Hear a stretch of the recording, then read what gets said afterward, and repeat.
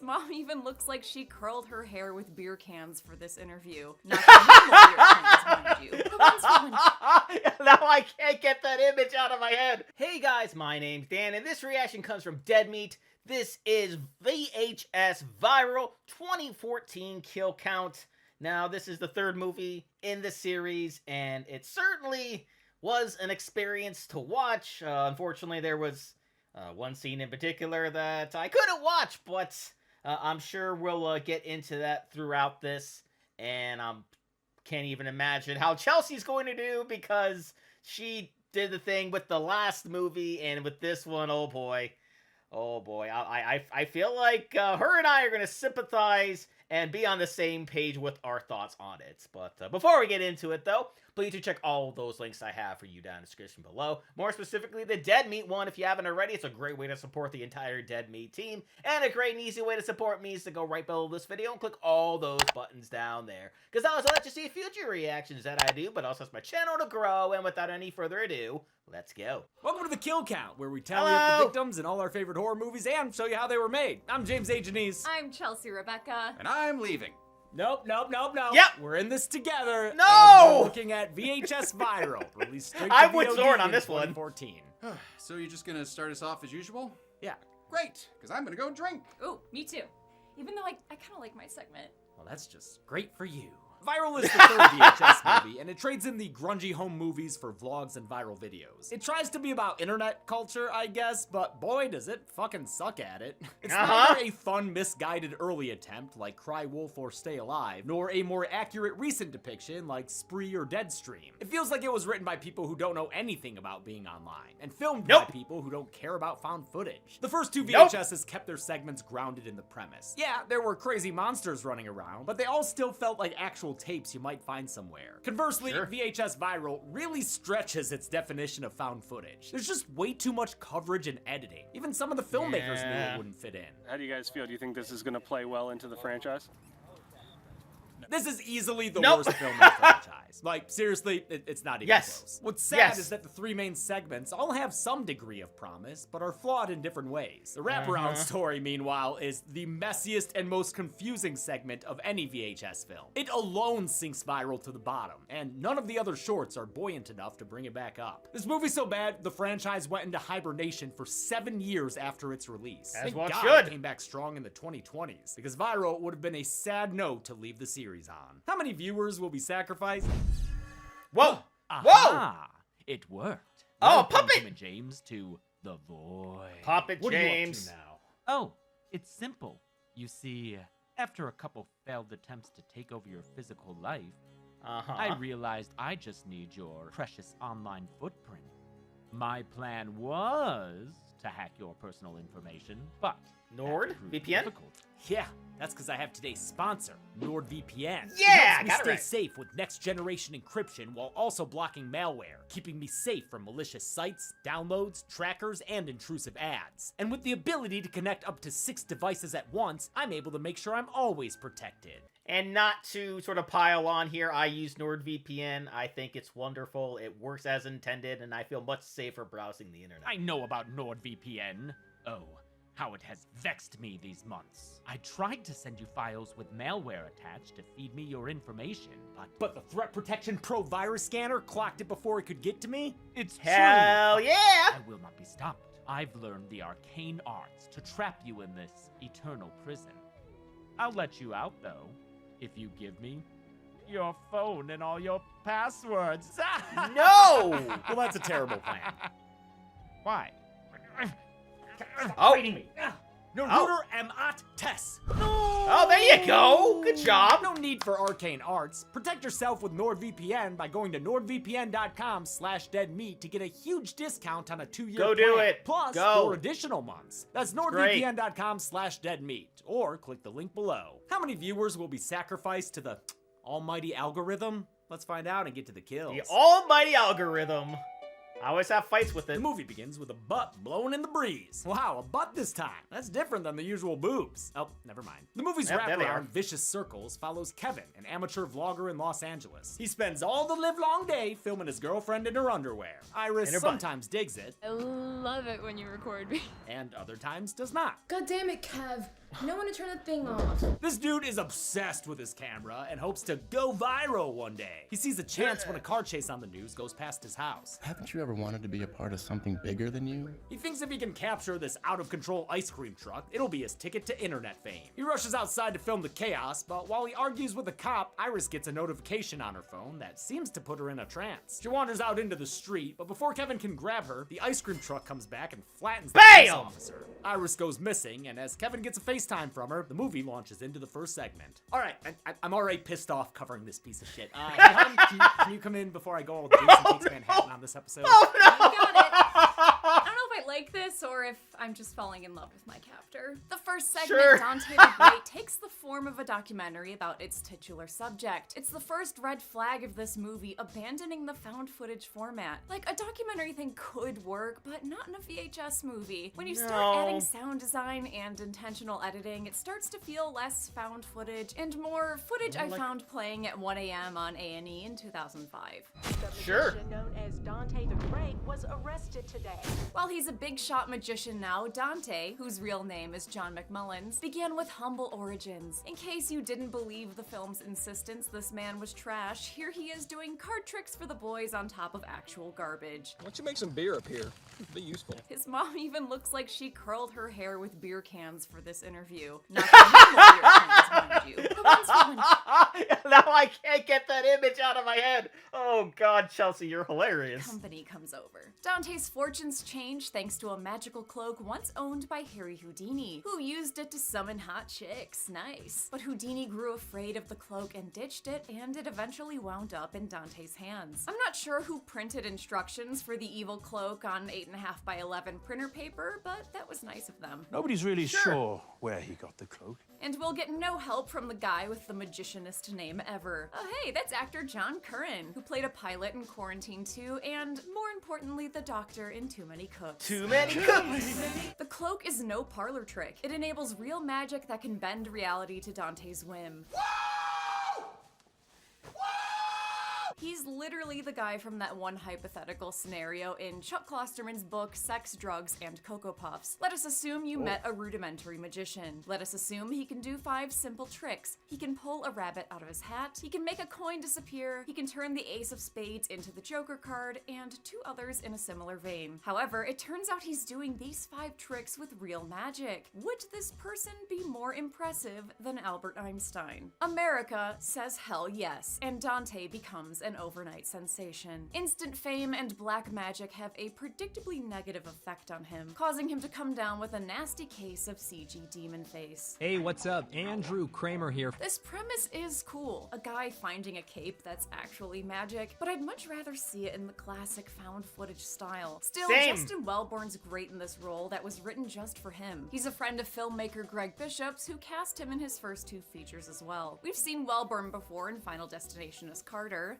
Carter, dick! No, not that Carter, the racist one in the Final Destination. Oh, I see. The bad one. Dante has a problem when the cloak starts running low on magic juice. He had to feed it, and it was only hungry for one thing. Boobs? If it's boobs, then you're in the right franchise. But no, it's actually hungry for blood. So Dante sacrifices his lovely assistant. Instead of a towel, he hands this shower show girl a cloak of death. Women keep signing up to be the assistant for the magician whose assistants keep going missing, including this woman who's killed via demonic Dutch oven. This very unlikely footage was provided to the police by Dante's latest assistant, Becky Lynch. Oh, that's not Becky. Her name's Scarlett? You sure? She found the tapes in his escape room and secret circuit board drawer. It does look a little like Becky Lynch. Dante recorded everything. He always needed an audience. Oh, Dante, you and Evil Cape would have been the kings of Twitch streaming. Scarlett dreams of becoming a magician herself and hopes to benefit from Dante's tutelage. A beautiful magician's assistant who wants to be a magician but works for a chauvinist who assumes magic is the key to landing babes. Damn, I love Leprechaun 3. While no one else ever learned the secret of his cloak, Dante takes a liking to Scarlett and teaches her how to harness some of its power. I'm not sure what she thinks she's doing here, but good for her. The two wind up developing a close relationship, and just like Seymour Krellborn, Dante realizes the object of his affection has an abusive boyfriend that can be fed to his plant. Cloak. He kills the abuser by breaking his neck, and the cloak helps him finish the disappearing act. This segment, that I do enjoy despite my jobs, was written and directed by Greg Bishop. He'd go on to direct Siren, the feature adaptation of Amateur Night from the first VHS. For Dante the Great, he was inspired by a 2007 article about a police raid on David Copperfield's warehouse. Working with a low budget, he got creative with production. When a carpet store near him caught fire, he filmed the firefighters putting it out and wrote a fire into his script. And for everything in Vegas, they just did drive-by shots and replaced the signs in post-production. For the floating crowd shot, he had to make it work with only enough extras to fill one row. Many comps and some green screen wire work later, he had the final effect, which includes his cameo. Dante probably should have made all those snuff tapes disappear, because now he's got a SWAT team knocking at his door. They get to the theater and Dante the Great gets fucking swatted while he's filming a segment for World's Greatest Magic or something. By the way, what touring Broadway production got kicked out of the Pantages so Dante could have a residency? He's taken into custody in front of a crowd of fans. Gentlemen, this is democracy manifest. Thanks to his cape, however, the cop in the car finds himself in cuffs, and it's revealed Dante was actually filming the whole time. Hi, may I help you? Hey, here's $100. I owe it to your son. What the fuck? I can see I love all that the baddies on the Vegas Strip have been missing for you. The police assure Scarlett that there's no such Damn, yeah, just looking at her more and more. I didn't put it together when I saw it, but once you mentioned Becky Lynch's name, I can't help it but when I look at her. thing is magic, just as she gets yanked by the ass into the chair realm. It's magic. He's interrupted by the SWAT team again, so Dante casts her aside to deal with them. He mind freaks out, snapping the bones of 2 approaching officers, then kills a third by unwrapping him like a Christmas present. Dante puppeteers a cop body and uses it to shoot 2 more officers who do some stunt guy backflips. All the while, Dante throws out cheesy one-liners that I can't help but love. Welcome to the show. This is exactly who this guy is. He has a damn flavor saver, for fuck's sake. Pyrotechnics light one dude on fire before he's force thrown against a wall, and a final officer is tucked goodnight into a bed of nails. We've now totally lost the plot in regards to where these cameras are supposed to be. Who is recording this? The documentary crew? They don't get paid enough? So in this film, when all hell breaks loose, I decided to shift into more traditional cinematic filmmaking techniques, as if we've caught up with all the footage and we're now in real time. So you literally just abandoned the found footage this format. the entire format of the entire series. Like, why did you think that was a good idea? That's the series. 2 more SWAT guys show up and manage to gun Dante down. But it turns out this was magical friendly fire. He's actually swapped places with the other officer. Ta-da. Too bad that quick change left the cloak up for grabs, so Scarlett harnesses its Bugs Bunny powers and steals Dante's gun. The 2 grapple for the cloak, kicking off an all-out magic fight! They're flinging fireballs, they're walking on walls, they're throwing flocks of doves at each other. You know, magic stuff. And still, it's all being recorded. Bishop filmed these fight scenes at a martial arts school owned by their producer. It gave them access to a bunch of stunt performers and a gym that became a theater backstage thanks to production designer Molly Coffey. I commend Bishop for going practical with the squibs and pyro. You're on fire. Yeah, he is. Even Dante's fireball was practical. They dipped a tennis ball in camping fuel, lit it on fire, and slid it down a wire they erased in post. And That's it was actually great. clever. After a while, Dante gains the upper sleight of hand. He gets ready to feed Scarlett to his magic cape, but she's been practicing her own tricks. She conjures up some ropes that pull Dante back, and he's finally finished off, devoured by his own cape. And now the cape can enjoy all that saved flavor. Dante's eventually declared missing. I guess they just choose to ignore the copious footage of him being killed by magic, from multiple angles even. Somehow also someone filmed Scarlett burning the magic cloak. Here, fire, eat this picture too. Fire, fire. God, that smells so evil. Later. I love that Beavis and Butthead reference. Here, though, the cloak returns to check Scarlett out in those shorts. All right, cloak, you can look, but you can't touch. What did I just say? Thanks. Now I'm gonna have to put her on the count. Good job, Cloak. Way to end the segment. All right, I did my part. James, you're back in. What? You're not gonna talk a little bit about the interlude? No, I'm not touching that. Oh. We glitch Oh, back to dear. the main narrative. Great. Dude, even the artifacts feel insincere in this one. God damn it. Kevin's trying to hunt down Iris on his bike while Iris says she's trapped in the ice cream truck and begs him to save her in a fucked up FaceTime call. Yo, wait, did Lily just slide into that DM? Don't show Looks us like images it. from the previous films. You'll only make us miss them more. Iris's call Yes. is going out to people Yes, I all did. over the city, like this group of rubberneckers trying to catch a glimpse of the car chase. One eager beaver tries to get a better angle. See you on YouTube, bitches. But he leans out too far and loses his footing, falling to his death on the pavement below. Kevin Bye, bugs dum-dum. past the body as he pursues the ambulance. He gets into an argument with another group of BMXers who are also trying to get footage of the chase. So is this like a dystopian world where everyone fights to the death over viral footage? Cause like, I can get behind that, but you Sure. gotta show more of it.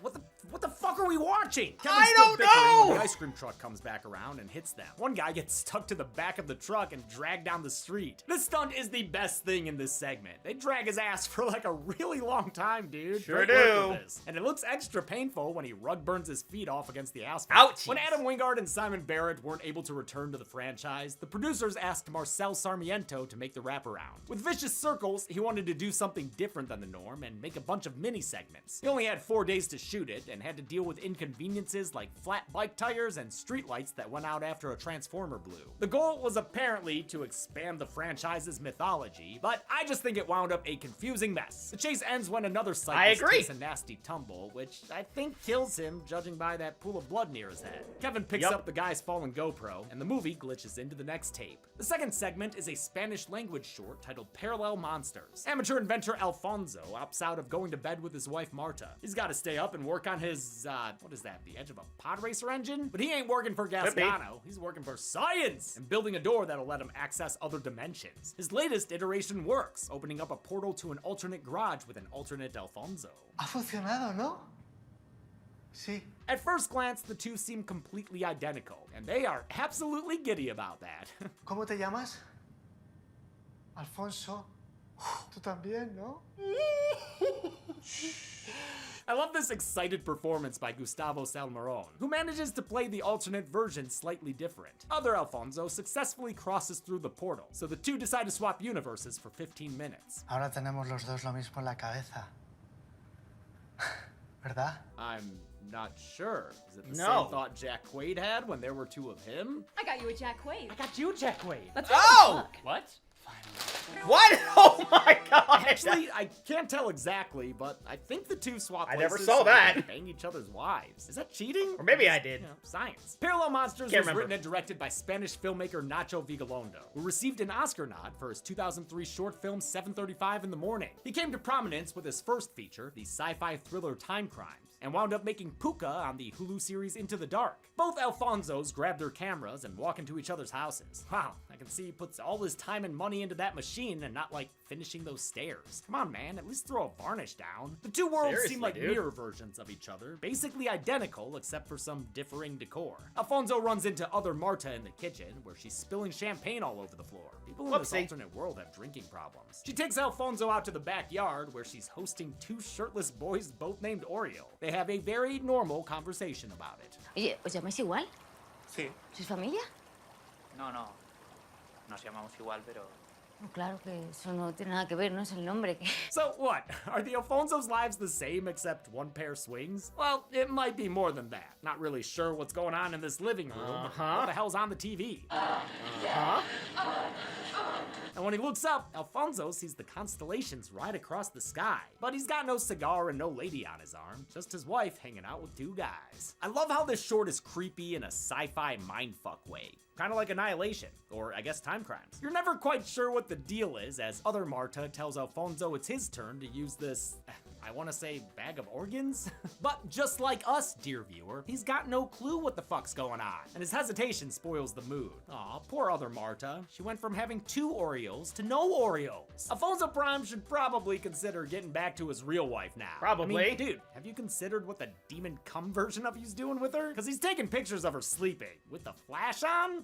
And the shutter sound too? Learn to stealth, man. OG Yeah, Alfonso seriously. is talking through his alternate self's crumbling marriage. Porque hace ya mucho tiempo que mi autoestima no es importante en esta casa.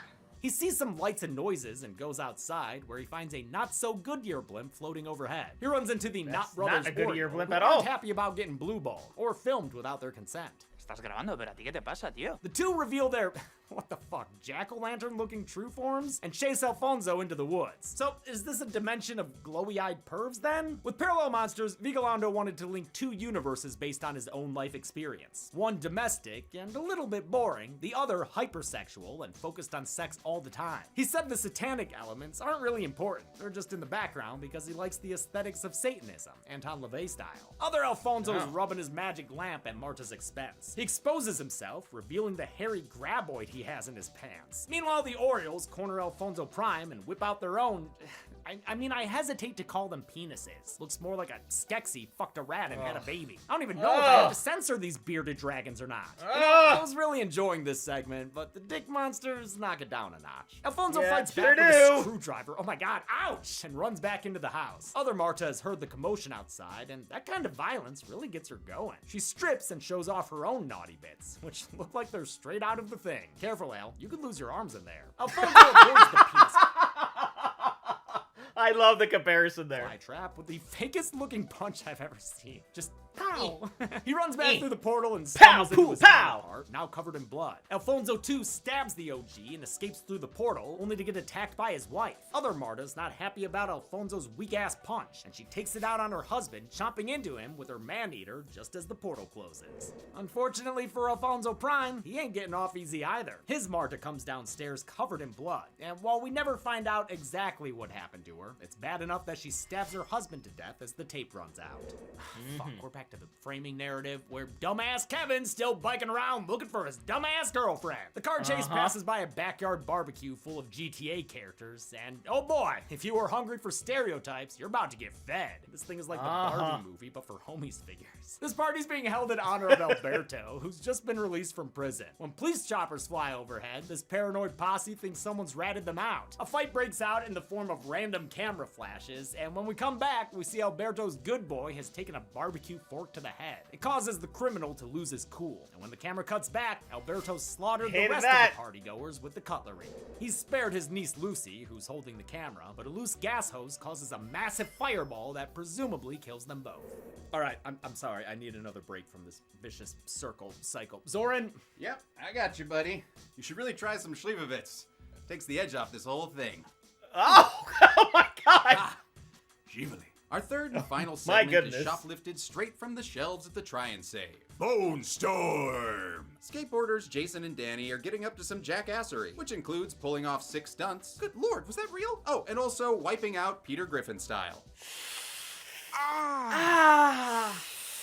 On their Plan B videos, they've hired a Craigslist cameraman, which always works out well. But this dude named Taylor turns out to be a Tony Hawk bro hater. We all good? All clear, big dog. He keeps pushing them to do dangerous stuff, hoping to get fucked up footage he can sell to the internet. Don't make it. Trip, fall. Don't make it. Not sure why the guys put up with him. They clearly hate his guts. I'm gonna fucking pistol whip the shit out of you if you interrupt me one more time. Their antics get them kicked out of the local skate park. So to finish their video, Taylor suggests they drive down to Tijuana, but they need a little convincing. They got firecrackers, they got weed, they don't card for alcohol. And they also have totally real zebras! Neat! To fund this remake of Losing It, they recruit another skateboarder and his dad's credit card. Pretty sure his name is Sean, but they just call him... Gas money kid. Bone Storm was written by Justin Benson, who co-directed with Aaron Moorhead. They cameo as a couple of rollerbladers in a half-pipe brawl with the Skater Kids. The filmmaking duo have made critically acclaimed sci-fi horror features like Spring and the Endless, and directed episodes of Loki and Moon Knight. So, they know their shit. As actual fans of skateboarding videos, Benson and Moorhead wanted to shoot on a VX2000 with a 4:3 aspect ratio, but they were forced to shoot in HD, so it couldn't be quite as authentic as they wanted. People are gonna watch our segment looking for authenticity, and they're gonna be like, "That's not standard def." We're gonna be humiliated. We didn't use enough fisheye lenses. They make it to Mexico, judging by the yellow traffic filter, Coco cosplayers, and Grim Fandango ads. There they stock up on fireworks and put a chest cam on Gas Money Kid. Kid throws $20 for gas and he gets the fucking titty can. I'm not calling it that. While hunting for a half pipe, they find an old flood channel that feels suspiciously Southern Californian to me. But hey, it's got everything a skate video needs. Skinned cats, memorials to desecrate, and Ghoulies-esque summoning pentagrams filled with bunch of dog shit. Oh, yeah. Oh, no, that's only going to summon Ghoulies 4. Well, anyway, they get back to 100% in career mode so they can unlock Spider-Man. Cue the Goldfinger music. Spider-Man. Nope, that'll get us a copyright strike. This shooting location wasn't actually in Mexico. It was shot in a Southern Californian ditch made to look like Tijuana. I knew it! They did go down to TJ for one day of shooting, though. On the way back, the border official guy was just like, you guys are idiots. You took all this camera equipment down here. Like, why would you? Yeah, I'm surprised you're alive right now. So am I. The kids briefly use this segment for the last one. Do you want to be immortal or do you want to be a giant vagina monster? Then Jason gets injured and bleeds all over the culty graffiti. It gulps it down and summons an witchy woman who must be having a party because she's brought some friends. Taylor tries to disarm her with his charming personality, but she one-ups him. Oh, what the fuck, dude? Hey, it's her quinceañera and she'll kill if she wants to. And Obi-Wan Kenobi starts chanting, which gives this piece a nice oral texture, like being in an Enya video. More cultists approach the boys, and Danny starts an all-out brawl when he beats this MST3K observer to death with his skateboard. Oof, should have worn a brain bucket, brain guy. Jason was shown to have a gun earlier in the most charming way possible. Ooh, son of a fucktard! And now he uses it to cap two cultists whose blood goes up in flames when it hits the painted symbols. Wait a minute, are these guys ass blasters? Well, that's a weird sentence if you haven't seen Tremors 3. The same it sure isn't. Accidentally spreads the fire to another cultist in this satanic panic. Danny finds a sword near a dead body that I'm assuming was shot and killed by Jason's off-screen gunfire, as these other two he shot did not have Hatari Hanzo swords. He then proves he's the one true King Skate by using the sword to weirdly decapitate a cultist from behind, kind of like slicing off more of his front. I don't know, but I love this head kick from Jason. That was weird. Punt! The skater kids weren't actors. They were actually skateboarders recruited by Benson and Moorhead from skate parks. They looked for talented skaters who seemed natural on camera and took full advantage of it. In fact, one conversation in the segment was real, and the kids did not realize it was being recorded. Action director Vince Cocomelon was happy to work with real skateboarders who did their own stunts. They're not going to be dialed in. They're not going to be afraid to fall. If they fall, they'll know how to safely get themselves to the ground. And they're willing to go for it. Gas Money Kid tries to ditch this brawl, but he's stabbed through the back by a sword and then dragged into a nearby storm drain. Tell Ratma we'll see him soon. Danny kickflips some blood from one cultist before offering him a drink, and then a bone marrow appetizer that he, oh Jesus fucking neck Christ, uses to brutally murder him. Oh, that's so messy. Who's gonna clean that up? Jason finally puts an end to the chanting by beating down the unmasked singer with his skateboard. He then turns on We Don't Play by Celebrity and kicks off a kill montage that takes out 5 more cultists. One guy's decapitated, another one is shot, and a third cultist is pistol whipped till he's bloody. Danny then beats a 4th one with his skateboard and is almost killed by another until he's rescued by Jason. The blood lights his face on fire, but he manages to wash it off with some, ew, gross, sewer water. Oh, there's probably poop in there. That massacre puts the body count at 13, motherfucker! Minus Shaun of the Dead, of course. A bellowing from the beast below sends the remaining cultists running. What, don't you like star whales, guys? Suddenly, their previously counted culty compatriots are resurrected into Oh, wait! No, those are bastard skellies. Oh, I see why James gave me this one. These bone daddies were unexpectedly foreshadowed earlier in some Tyler Durden-y flash frames. For no reason. So now it's up to the He-Men to start fighting off these Skeletors. And just a reminder that skeletons don't go on the count, sentient or not. You can thank Army of Darkness for that. As for these skeletons, they were made by effects artist Vincent Guastini, whose work here was inspired by the Spanish film Tombs of the Blind Dead. They cleverly used a combination of miniatures shot against green screens and prosthetics that were filmed on set. I gotta give him props for that. Respect. Oh, this short might be growing on me. Danny nearly bites the dust, but Jason uses his Acme dynamite to blow up the bony burlap besieger, disproving a line from earlier. Yeah, right. If it was life or death, he would have left me chilling. Aw, great to see a good friendship. The Skater Boys say see you later, boys, and make a run for the border like they're in a Taco Bell ad, right past Murray the Skull. Back at the Flood channel, Taylor somehow still hasn't gotten his kill graphic. But lucky for us, a guar-booted beastie is about to change that. The entity the cultists were trying to summon emerges, and we get a brief glimpse of it as it swallows Taylor and the camera whole. Gross. No. Awesome. Back in LA, chaos has broken out across the city due to that video of Iris. Oh, Iris? Virus? I get it. It's been giving this 90s Living Dead Barbara a bloody nose. Kevin tries to hitch a ride with a passing taxi, which he actually saw earlier, along with that group of BMX bikers. $2! The taxi cab ignores him since it's currently being used to film an amateur porno. Nope. I'm sorry. I'm out. Nope. I'm out. Yep. I'm not doing a taxi cab confession. No, but... Nope. Please. Nope. No, I have a kid. Nope. Ultimate excuse. Yes! Yeah, this segment drips and sleaze like the original film, only it's got way worse acting from everyone involved. Right there. Oh, yeah, that's beautiful. Yeah, that's it. Take it slow. Slow. Slimebag director Lewis lets his model Lulu know he's on that Beatles schedule. I do this 8 days a week, baby. But Lulu's more of a Brian Wilson gal, so he pulls a gun on the guy. Turns out Lewis previously filmed her and posted her nudes online, so she's here to get revenge by making him strip instead. My tits made you money, so now I'm here for my cut. Ugh. This is the worst scene of the worst segment of the worst VHS movie. It has appropriately enough porn quality acting, and not even the actors enjoyed doing it. For me, it was really awkward and uncomfortable. Oh, funny. It's the same for us. Actress Noelle Ann Mabry there has it really quite the was. horror credits. She was in 3 separate Evil Bong sequels, credited in each one as a crack whore. And she played one of Morella's victims in the worst horror movie I've ever seen, Veronica. Check out our commentary Never track seen cut it. down of that piece of shit on Dead Meat Presents. Do you know spiders gonna come out of her boobs? Oh my god! They're looking at me. Lewis and his driver accomplice take back the upper hand, and the bastard tries to strangle Lulu to death. Suddenly, an airborne cop car crashes into the taxi, killing all 3 of the occupants and thankfully ending this interlude. A blue screen takes us back to the LA River, the place where this movie began. It was a mere 80 minutes ago, but it feels like a fucking eternity. Originally, a 4th segment was meant to be included, called Gorgeous Vortex, written and directed by Todd LinKEN. It didn't make the cut, since inexplicably, it's not found footage at all. Like, the other segments take liberties with the format, but this one doesn't even pretend to be anything but a standard spooky short. Yikes. Adding in the occasional VHS static doesn't change anything. It still looks like a perfume ad where a chick walks around in heels and gets a DEXA scan by weirdos in cult masks. Honestly, I didn't think there could be worse segments than the ones we got, but man, I couldn't even finish watching this one. Kevin eventually finds the ice cream truck blasting Ode to Joy. You know, that song from the Stars commercials.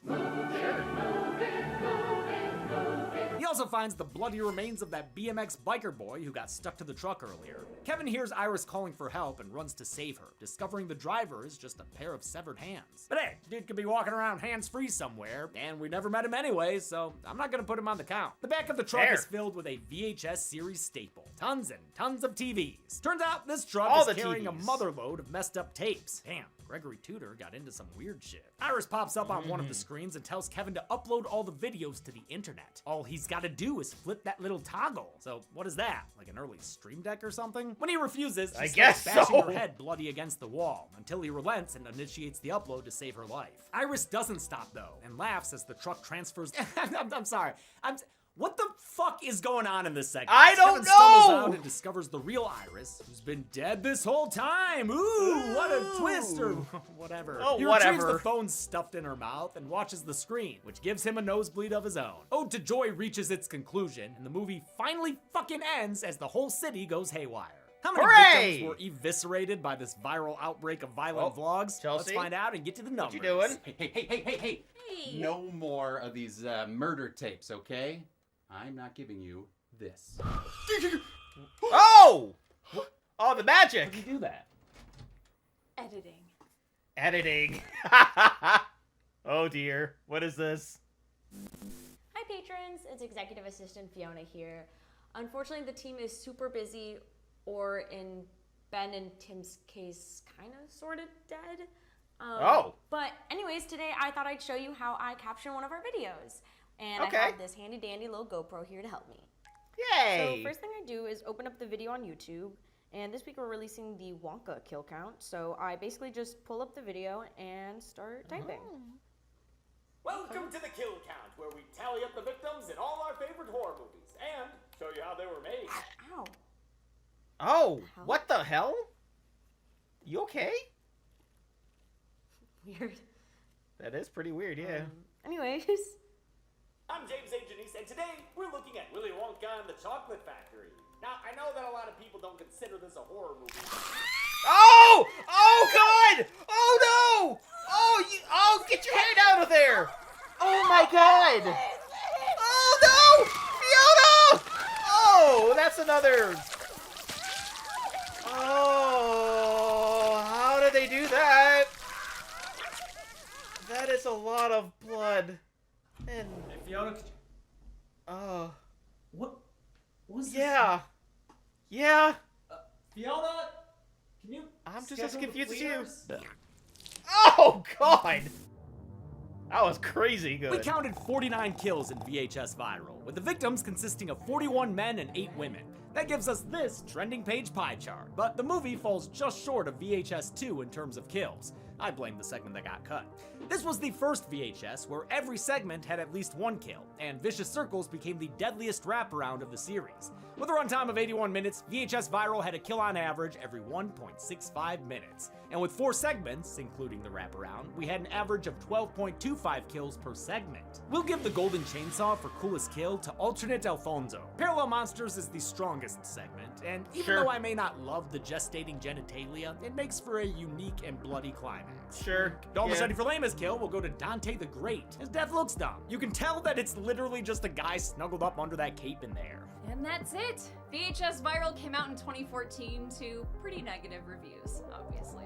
Yeah, thankfully obviously. the franchise got a fresh start with VHS 94. We'll look at that in 2 weeks to kick off October. But until next time, I'm James A. Janice. I'm Chelsea Rebecca. And I'm a man who was twice dropped by The Collective, the agency that produced these films. Oh! And this is I didn't know that. Kill Count. On the next Kill Count. I Spy with My Little Eye, a movie that begins with the letter T. These hills are full of iron. Yeah, close, but not quite. It's The Hills Have Eyes, a road trip Oh, movie the for OG. the whole family. What?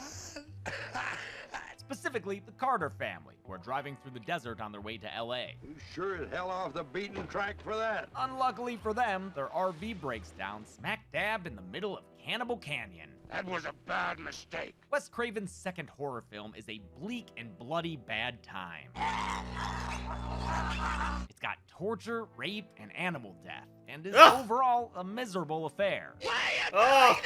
Because it's a classic and a damn fine horror movie. It wants to make you feel bad, and it does. So, if you're in the mood to ruin your night, watch the original. No, I'm not! I never am! Too much to ask? And on Friday, call all your friends over. Katie!